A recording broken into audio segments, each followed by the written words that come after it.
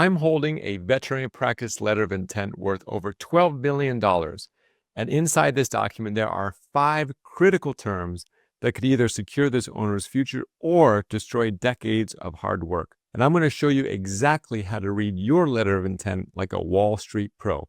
In the next few minutes, you'll learn which sections matter the most and where buyers hide unfavorable terms and how to spot the difference between a good deal, a great one, and a real stinker. I'm Dr. Michael, founder of Transitions Elite. We've helped sell over $250 million worth of practices, and really we go to bat for practice owners like you. So everything from this video is going to be based on pure experience. And here's the plan.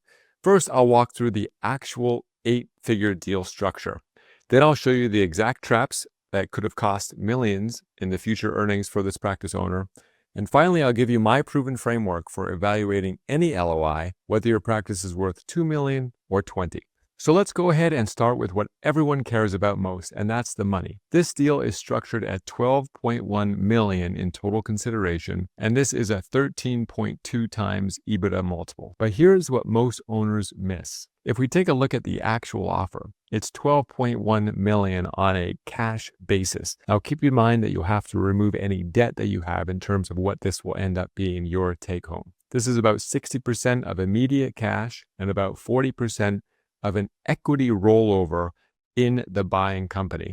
And $600,000 is going to be held in escrow, and we'll see exactly how that escrow payment gets dispersed. Now let's first look at trap number 1. See that phrase that says cash-free, debt-free basis?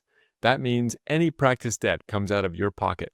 So that real number that matters is what hits your bank account after the debt settlement. But now here's where it gets really interesting. The equity rollover. So this isn't just funny money, and you have to balance how much cash you take up front and how much you're willing to roll over in the buyer. And this is where due diligence really comes into play. But if it works out, this is what's called the second bite of the apple. And these private equity firms are really good at making money, basically. And they're great at taking on debt, leveraging them against veterinary practices like the one that this practice owner is selling, and then being able to pay off the debt and create an amazing outcome. And that's why they're so hungry to come into the veterinary market. So here's some details related to this particular offer. They provide 0 management fees, 50% liquidity within 3 to 5 years. So this means that 50% of the funds that get rolled over or are used to purchase shares in the buyer can be sold within the next 3 to 5 years. And if there is an exit, so in other words, another entity comes and buys the one that has purchased your practice, then you'll be able to get full participation in that exit. In other words, you can get completely cashed out if it's a full cash offer. However, there are some really hidden traps within rollover. Firstly, you're never in full control.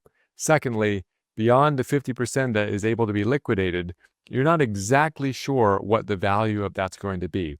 So if there's gross mismanagement on the buyer side, it could very well be lower. Or if we've had a historic highs in terms of what the valuation of that entity has been, and that gets adjusted down in the future, this could actually be a much lower amount. So the way to think about it is this is a risk.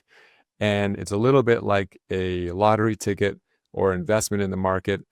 And I would think of it as putting the funds there and then not thinking about them again and hoping they come back in the future. But those could also be locked for the next 10 to 15 years, and you would have no control to be able to pull it out.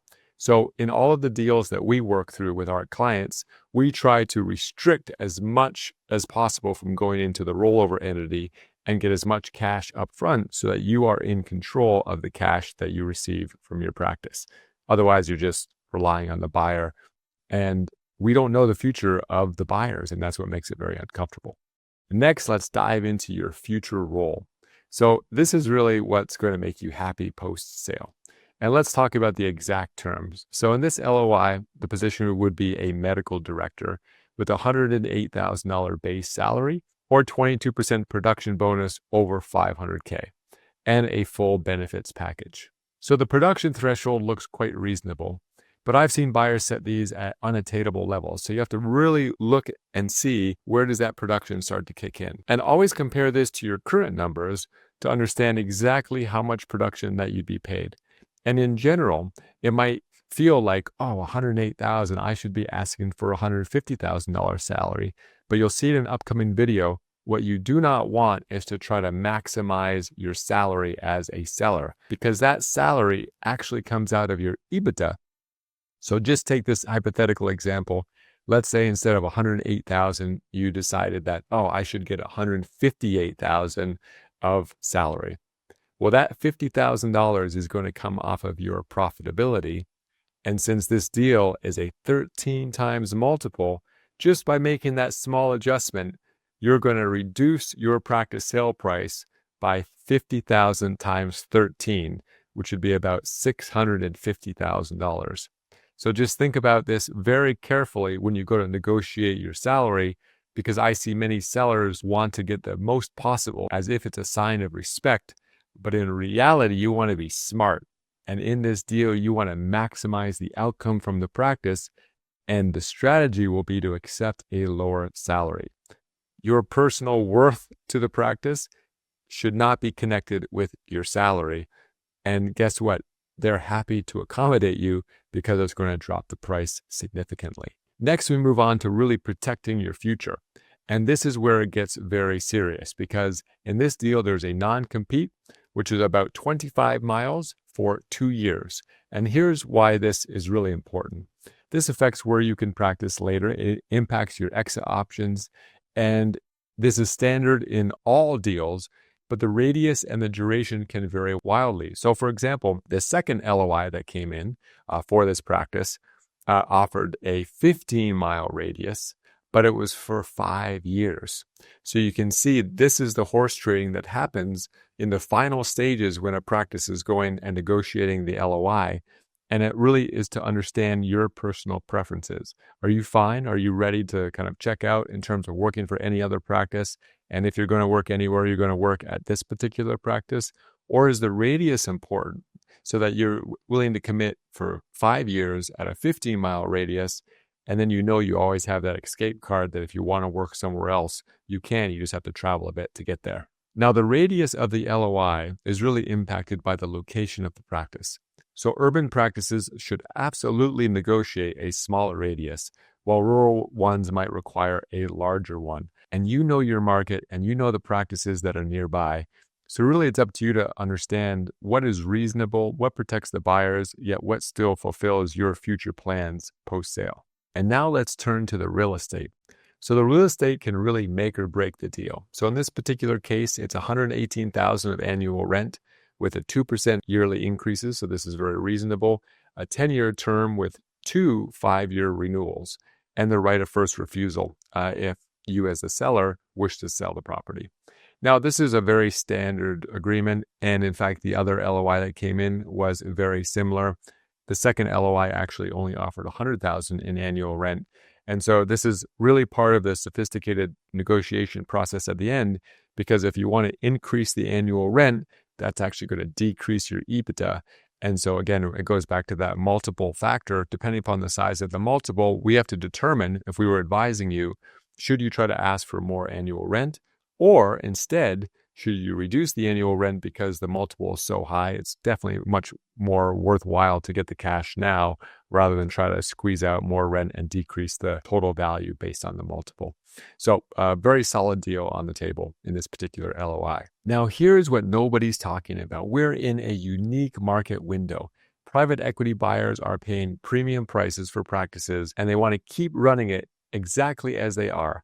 They're not buying fixers-uppers in this type of environment. They're buying success stories. But the reality is this window won't stay open forever. I've seen too many practice owners wait for that perfect time, trying to over-optimize their practice, when the reality is the most important driver of your practice value today is going to be the market timing, not the over-optimization of the practice. Just for example, let's just say you're able to boost your profitability over the next 2 to 3 years, but the market decreases the valuations by 30 or 40%, then really you're going to be further behind even though you've done all of that hard work. So don't fall into the trap of over-optimization. Instead, what's very important is to understand what is that market timing, and is this the right time to sell to maximize not only the financial side, but your negotiation power to get the best deal terms possible. So when you're reviewing the LOI, ask yourself, how comfortable are you with the cash versus equity split? And your goal is to get as much cash as possible.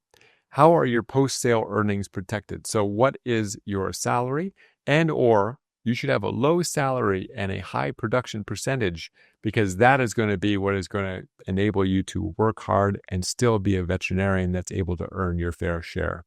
And do you have medical autonomy? Very important. Corporate buyers can often restrict this.